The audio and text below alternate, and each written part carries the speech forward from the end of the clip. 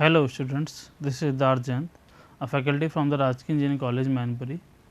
This is the fourth lecture of a hydraulic engineering machine, basically in the third unit, fourth lecture of the rapid welded flow basically. We will see the hydraulic jump and the analysis of basically hydraulic jump. हमने पिछले lectures में basically comparison किया था sloping floor और horizontal floor के लिए. हमने ये देखा था कि स्लोपिंग फ्लोर के लिए दोनों चीज़ें स्पेसिफिक फोर्स और स्पेसिफिक एनर्जी को कंसीडर करके भी एनालिसिस एक हद तक नहीं कर पाते, बट हम रिलेशनशिप निकाल सकते हैं फॉर हॉरिजॉन्टल ब्लेड के लिए, हॉरिजॉन्टल फ्रिक्शनलेस ब्लेड के लिए. किस के बीच में हम basically discharge and the depth के बीच में और फ्लॉट नंबर और डेप्थ के बीच में रिलेशनशिप निकाल सकते हैं. सो हम देखेंगे relationship. So for a horizontal and frictionless blade के लिए मोमेंटम इक्वेशन हम लिखने जा रहे हैं. तो मोमेंटम इक्वेशन वही हमारी पुरानी हम जानते हैं, तो उसको हम लिखते हैं यहाँ पर. तो यहाँ पर प्रेशर लग रहा हुआ P1, this is the pressure. P2 यहाँ पर एक W sin theta means weight का कंपोनेंट, यहाँ पर एक फ्रिक्शन फोर्स. ओके, तो इसको हम मोमेंटम इक्वेशन पुट करते हैं. तो what is the momentum equation? ये बन जाएगी हमारी P1 minus P2 plus W sin theta minus friction force will equal to the M2 minus M1. For horizontal and frictionless force, W sin theta will equal to 0 and the friction force will equal to 0. Then the equation becomes P1 M1 को इधर लाते हैं तो plus M1 is equal to P2 plus M2 will equal to भी बोल सकते हैं P plus M for a general will always be constant. Okay, constant. So हम constant term लेते हैं, means P plus M equal to constant की बात करते हैं, इसको हमेशा लेते हैं. तो P को अगर लिखना चाहें मीन्स प्रेशर फोर्स को लिखना चाहें तो प्रेशर फोर्स हमारा बन जाता है gamma into by bar for a float case into area. ठीक है, और हम बात कर रहे हैं momentum, rate of change of momentum में देखा था रो क्यू भी को चेंज कर रहे हैं क्यू के टर्म में, तो हमारा इक्वेशन बनेगी rho q square divided by A will always be equal to the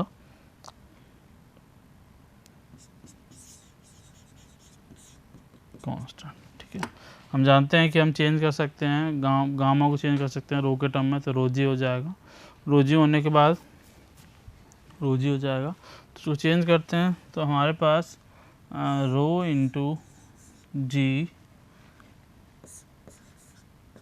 by bar into a plus rho q square divided by a will always भी इक्वल टू कांस्टेंट. हम rho का divide कर देते रो जी का, तो हमारे पास जो इक्वेशन बनेगी वो हमारे पास बनेगी a into y bar plus Q square upon g A will always भी constant. This is an important equation relationship. ठीक है, इसको याद रखेंगे हम. फर्स्ट रिलेशनशिप से आ गया. ठीक है, this is for the general. अब हम बात करते हैं रेक्टेंगुलर कैनल के लिए, मीन्स ये दो टर्म हैं will always be constant for a flow. तो हम रेक्टेंगुलर चैनल के लिए इनको कंसिडर करते हैं. तो फॉर रेक्टेंगुलर चैनल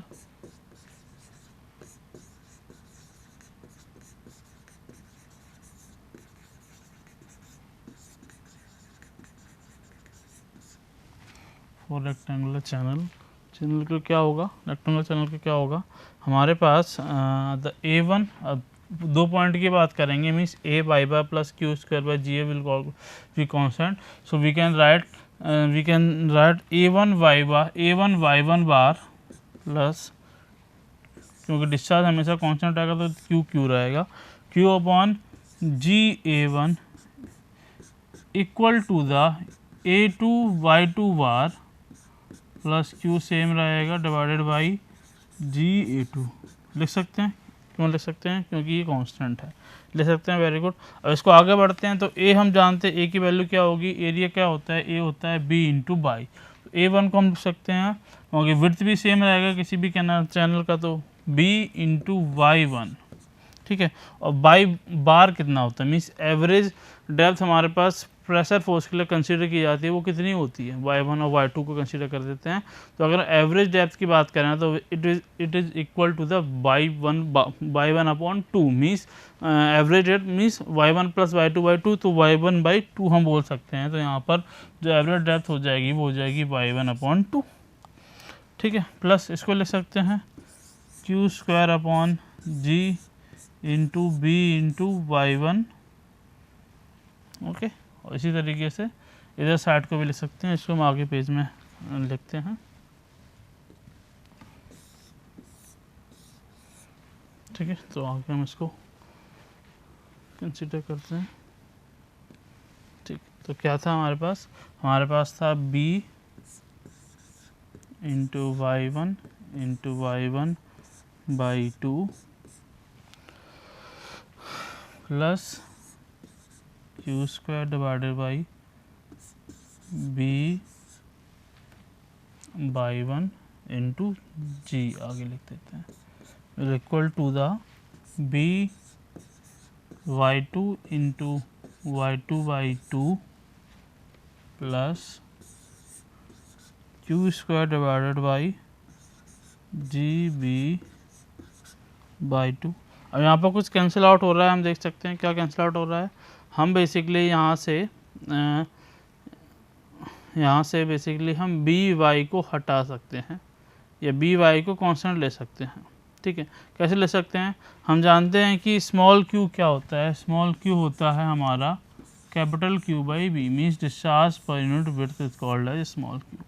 तो अगर हम स्मॉल क्यू को, ठीक है, P/B स्मॉल क्यू, तो यहाँ पर हम B को डिवाइड कर देते हैं पूरे से, B को पूरे से डिवाइड कर देते हैं, तो हमारे पास बन जाएगा Q square upon B square, तो हो जाएगा स्मॉल क्यू स्क्वायर, तो यहाँ y1 इंटू y1 हो जाएगा y1² plus small Q square upon g y1 लिख सकते हैं, बिल्कुल लिख सकते हैं। इस तरीके से जो राइट हैंड साइड है वही बन जाएगा हमारा y2² divided by 2 plus small Q square upon G y2, okay, बन गया हमारे पास। तो हम q के टर्म को एक साइड ले लेते हैं, बाकी टर्म को उधर ले जाते हैं। तो q के टर्म को एक साइड ले जाते हैं, तो मीन्स इधर वाले टर्म को लेके आते हैं, और क्यू स्क्वायर बाई जी को हम कॉमन ले लेते हैं, तो हमारे पास बनता है 1/y1 माइनस 1/y2, और इसको उधर ले जाते हैं तो हमारे पास 1/2 y2 square minus y1 square. हम जानते हैं कि a square minus B square का फॉर्मूला क्या होता है, a plus B into A minus B. तो हम इसको a प्लस बी और a माइनस बी के टर्म में डिस्ट्रीब्यूट कर सकते हैं बेसिकली। तो यहाँ पर हम कर देते हैं। तो अगर हम इसको अल्टीमेटली लिखना चाहें तो हमारे पास क्या बनेगा, उसको भी सॉल्व कर लेते हैं। तो हमारे पास हो जाएगा क्यू स्क्वायर बाई जी, ये हो जाएगा हमारे पास y1 y2 divided by LCM अगर लेंगे हम तो नीचे आ जाएगा हमारा y1 इंटू y2, ऊपर हो जाएगा हमारे पास y2 माइनस y1। इधर हमारे पास जो इक्वेशन बनेगी वो हमारी कितनी कैसे हो जाएगी, 1/2 y2 minus y1 into y1 plus y2 या y2 प्लस y1, कुछ भी। इस पर्टिकुलर टर्म से इस पर्टिकुलर टर्म को कैंसिल आउट कर सकते हैं, और हमारे पास अल्टीमेटली जो इक्वेशन बनेगी that will equal to the Q square by G is equal to 1/2 y1 plus y2 into y1 into y2. This is a relationship between the discharge and a conjugate depth in a rapid varied flow, ठीक है। तो इसको हम एक डब्बे में बंद करते हैं। तो पहला रिलेशनशिप हमारे पास ये आ गया, ये बहुत इंपॉर्टेंट रिलेशनशिप है, बहुत सारे क्वेश्चन बनते हैं, हम आगे क्लास में क्वेश्चन भी देखेंगे कुछ इससे रिलेटेड। तो हमारे पास क्यू स्क्वायर बाई जी हो जाता है 1/2 y1 plus y2 into y1 into y2, this is the relationship basically, ठीक है। तो पहला रिलेशनशिप ये बन जाता है। दूसरा आगे बढ़ते हैं, हम फ्रॉड नंबर से कुछ रिलेट करने की कोशिश करेंगे इसको। तो आगे हम बढ़ते हैं फ्रॉड नंबर से। तो फ्रॉड नंबर क्या होता है सभी जानते हैं, फ्रॉड नंबर क्या होता है हम सभी जानते हैं। फ्रॉड नंबर होता है, अगर FR की बात करें, या f1 की बात करें किसी पर्टिकुलर पॉइंट पर, f इक्वल टू क्या होता है, f इक्वल टू होता है v upon under root G by, this is a Froude number. ठीक है, तो फ्रॉड नंबर को हम थोड़ा सा ओपन करने की कोशिश करते हैं। तो v को अगर हम यहाँ पर लिखना चाहें q के टर्म में, तो फ्रॉड नंबर क्या हो जाता है, q अपॉन a की वैल्यू क्या ले सकते हैं हम, फॉर f1 की बात कर लेते हैं, f एक पर्टिकुलर पॉइंट की बात कर लेते हैं। तो f को क्या लिख लेते हैं, a को क्या लिख लेते हैं, b इंटू वाई या b into Y one under root of G Y one. ठीक है, जी वाई वन। हम इसका स्क्वायर करते हैं, मीन्स दोनों तरफ अगर स्क्वायर करते हैं तो यहाँ पर हमारे पास बन जाता है FR1 का square will equal to the Q square divided by B square y1 का क्यूब इंटू जी। और क्यू बाई भी हम जानते हैं क्या होता है, क्यू बाई भी होता है हमारे पास, क्यू बाई भी होता है हमारे पास स्मॉल क्यू। तो FR1 स्क्वायर बन जाता है, सॉरी FR1 हमारे पास बन जाता है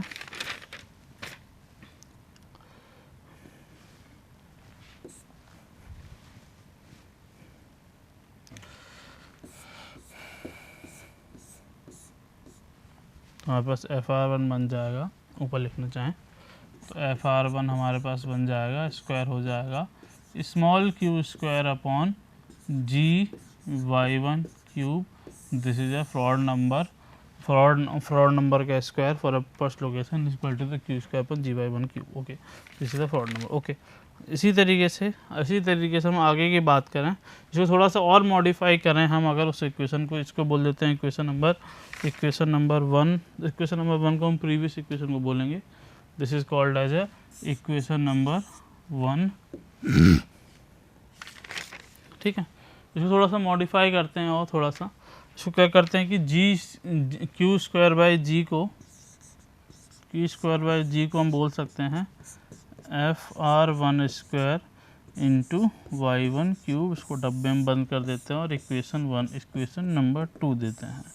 अब हमारे पास क्यू स्क्वायर बाई जी और कहीं भी हमने बनाया, तो अगर हम देखें इक्वेशन नंबर 1 को, तो इक्वेशन नंबर 1 के रिलेशनशिप है बेसिकली वो क्यू स्क्वायर बाई जी से ही आया है। तो क्यू स्क्वायर बाई जी की value 1/2 Y one plus Y two into Y one into Y two, और हमने जो भी रिलेशनशिप बनाया उसमें भी क्यू स्क्वायर बाई जी को थोड़ा सा रेड से कवर करते हैं।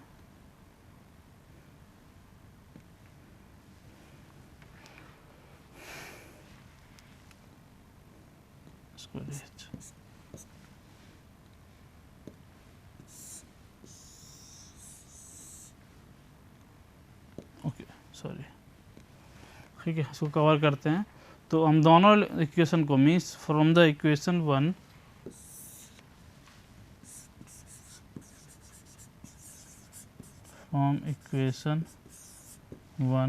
हम दोनों इक्वेशन को बराबर कर देते हैं।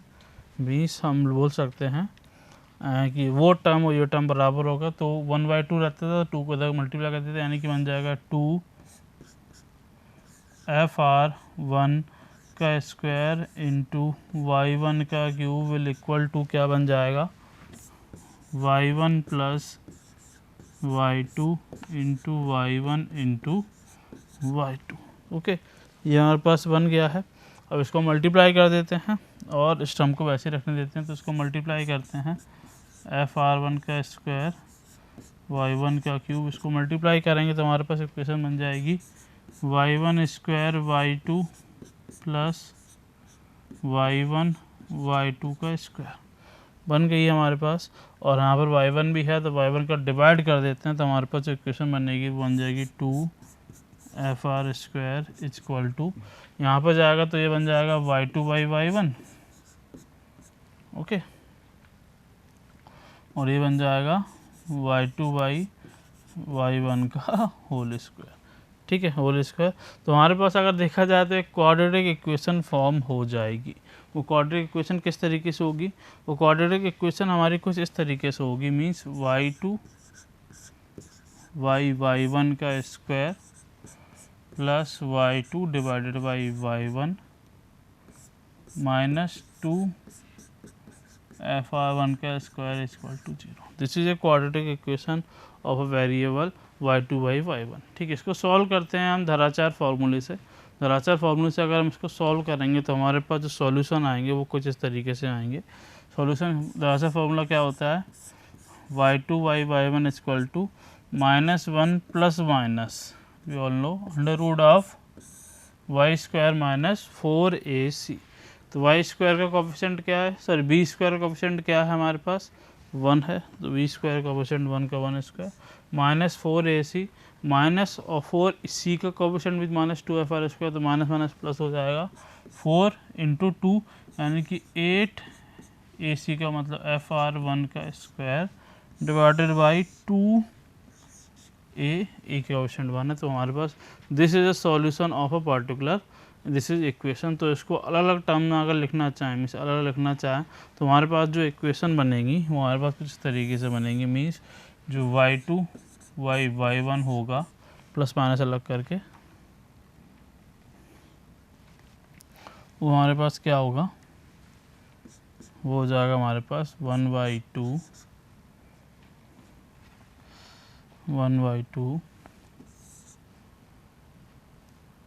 Under root of 1 plus 8fr square minus 1। Okay, and अगर हम इसको रिवर्स करते हैं प्लस के कंपेरिजन तो हमारे पास हो जाएगा y1 by y2 equal to 1/2, यही रिलेशनशिप हो जाएगा under root of 1 plus 8fr square minus 1। दो रिलेशनशिप हमारे बन जाते हैं,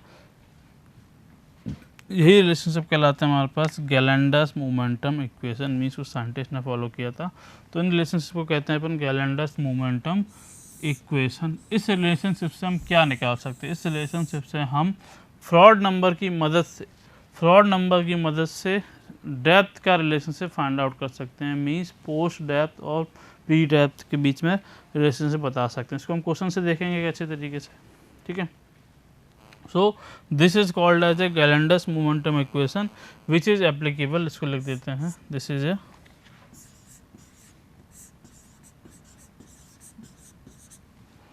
गैलेंडर्स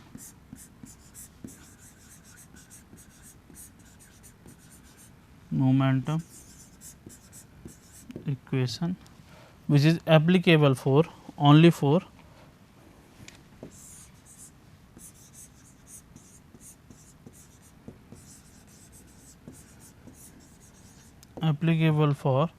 horizontal and frictionless and rectangular flow।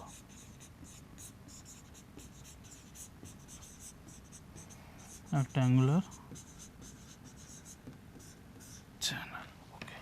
Okay, तो हमारे पास सारा एनालिसिस कर लिया है हमने। दो रिलेशनशिप निकाले, पहला रिलेशनशिप हमारा था डिस्चार्ज और बेसिकली डिस्चार्ज और डेप्थ के बीच में, और दूसरा रिलेशनशिप हमने निकाला फ्रॉड नंबर और डेप्थ के बीच में, जो हमको पोस्ट और प्री डेप्थ के एनालिसिस देती हैं। अब हम एक क्वेश्चन देखेंगे बेसिकली जो इससे रिलेटेड होगा, हमारे पास सामने लिखा हुआ है। मीन्स हमको बिगिनिंग का find the number at the beginning basically if the sequential depth is 10.30 metre. इसका क्या मतलब, पहले इसको समझ लेते हैं, ठीक है। अब हमारे पास बेसिकली y1 और y2 यहाँ पर क्या होते हैं, इनके बारे में थोड़ा समझ लेते हैं। y1 और y2 क्या कहलाते हैं, ठीक है। ठीक, अगर हम बात करें पहले रिलेशनशिप की बात करें जो y2 अपन y1 को रिप्रेजेंट करता है, दूसरे रिलेशनशिप y1 अपन y2 को रिप्रेजेंट करता है। y1 अपन y2 को रिप्रेजेंट करता है, इसका मतलब क्या है कि जो पोस्ट जंप है उसका ratio divided by pre jump का रेशियो फ्रॉड नंबर से रिलेटेड है। मीन्स ये जब इस फॉर्मूले की बात की जाएगी तो एफ आर हम किसकी बात कर रहे हैं, एफ आर की बात कर रहे हैं, जो पोस्ट जंप के बाद जो फ्रॉड नंबर उसकी बात कर रहे हैं। तो जब भी हमारी बात की जाए, जब भी बात की जाए कि fraud number of the end fraud number या फिर after hydraulic jump fraud number after the hydraulic jump, तो किस रिलेशनशिप की बात की जा रही है, इस रिलेशनशिप की बात करी जा रही है। और अगर हम रेशियो की बात करें तो इसको बोलते हैं सीक्वेंशियल डेप्थ रेशियो, इसको बोलते हैं अपन sequential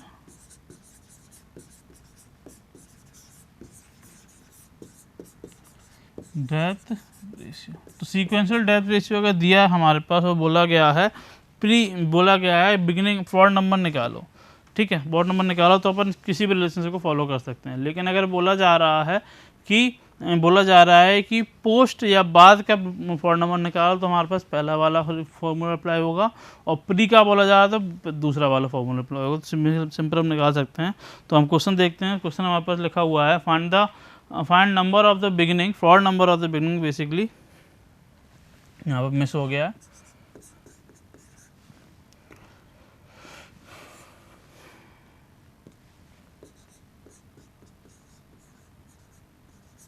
fraud number at the beginning if the sequential depth ratio is 10.0।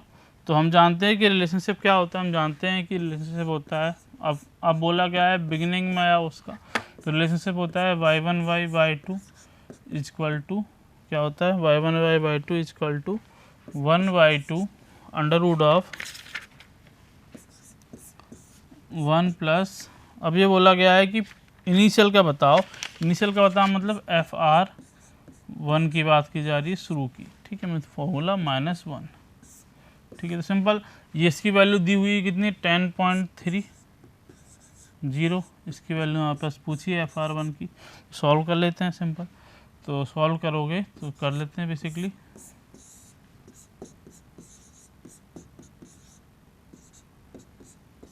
One by two को उधर लेके जाएंगे, 1 को ऐड करेंगे, तो अल्टीमेटली इसको सॉल्व करेंगे तो 1/2 इधर को 2 से मल्टीप्लाई करेंगे तो ये कितना हो जाएगा, ये हो जाएगा 20.60, और -1 को इधर लेके जाएंगे, ऐड हो जाएगा तो हो जाएगा 21.60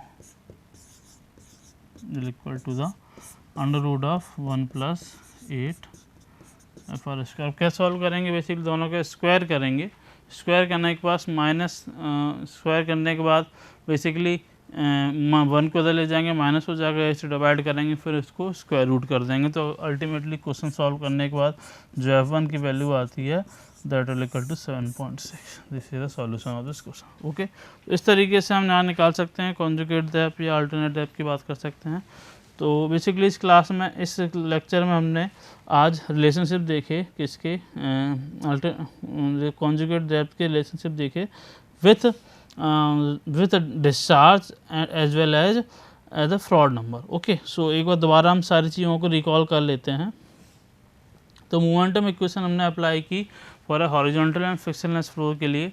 तो हॉरिजॉन्टल और फ्रिक्शनलेस फ्लो के लिए W sin थीटा और FF की वैल्यू 0 हो जाती है, जिसके कारण हमारे पास जो रिलेशनशिप निकलता है वो निकलता है P + M equal to constant. P को प्रेशर फोर्स को हम दोबारा अच्छी तरीके से लिख सकते हैं gamma Y bar into A, और रेट ऑफ मूवमेंट को हम लिख सकते हैं रो क्यू वी को हम लिख सकते हैं Q/A। तो अल्टीमेटली हमारा बन जाता है रो Q²/A। It the summation of both will always be constant. So for a rectangular channel के लिए हम दोनों को कांस्टेंट है तो एक पॉइंट और दूसरे पॉइंट को बराबर कर सकते हैं। तो हमने उसको दोबारा इस फॉर्म में लिखा A/y bar + Q²/G equal to constant, और इसको हमने दोनों पॉइंट के लिए अप्लाई कर दिया। तो अप्लाई करने के बाद हमारे पास कुछ तरीके से इक्वेशन बनी, उसको हमने बाद में हम बेसिकली अल्टीमेटली सारे इक्वेशन को y और q के फॉर्म में लाने की कोशिश की। मीन्स जो वेरिएबल हैं कौन कौन से रहे हैं, वेरिएबल हैं हमारे पास q, जो q को हमने ultimately small q discharge upon पर यूनिट विड्थ के रूप में कंसीडर करके लाए। तो Q²/G और y मतलब डेप्थ के रूप में कंसीडर करके लाए। तो हमारे पास जो रिलेशनशिप बना वो बना हमारे पास Q²/G equal to 1/2 y1 + y2 into y1 into y2। This is the relationship between the depth and the discharge पर unit width. This is very important relationship and we give the first equation. हमने पहले equation दी, फिर हमने fraud number को थोड़ा सा देखा। Fraud number का एनालिसिस किया। फ्रॉड नंबर क्या होता है, फ्रॉड नंबर होता है F इक्वल टू V/√Gy। उसको हमने दोबारा लिखने की कोशिश की और उसको फ्रॉड नंबर को भी हमने डिस्चार्ज पर यूनिट विड्थ और फ्रॉड नंबर और डिस्टेंस मतलब डेप्थ के रूप में हमने लिखना चाहा। तो हमारे पास इक्वेशन बनी Q²/G equal to FR1² into y1³ okay.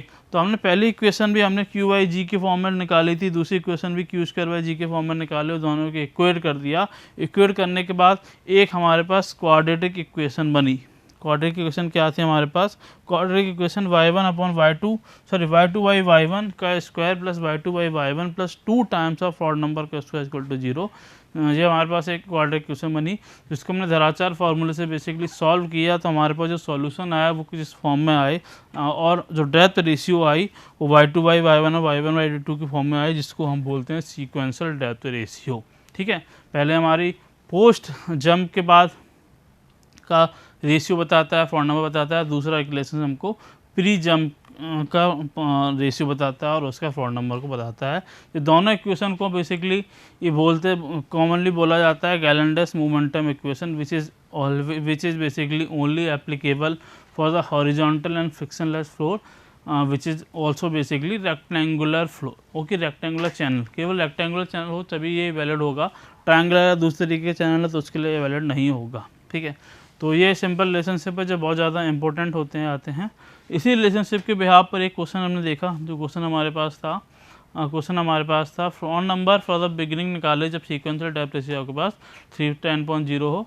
तो बेसिकली फॉर्मूला लगाया हमने, सारी वैल्यू पुट की, मीन्स y1 और y2 के रेशियो दिया हुआ, fr की वैल्यू पूछी गई है तो हमने निकाल के अल्टीमेटली f1 की वैल्यू 7.6 रख दी। Okay, so this is all about today's lectures. हम अगले लेक्चर में थोड़ा सा एनर्जी और अलग अलग रिलेशनशिप के बारे में थोड़ा सा बात करेंगे और कुछ क्वेश्चन को भी देखेंगे। सो this is all about today's lectures. Thank you for watching.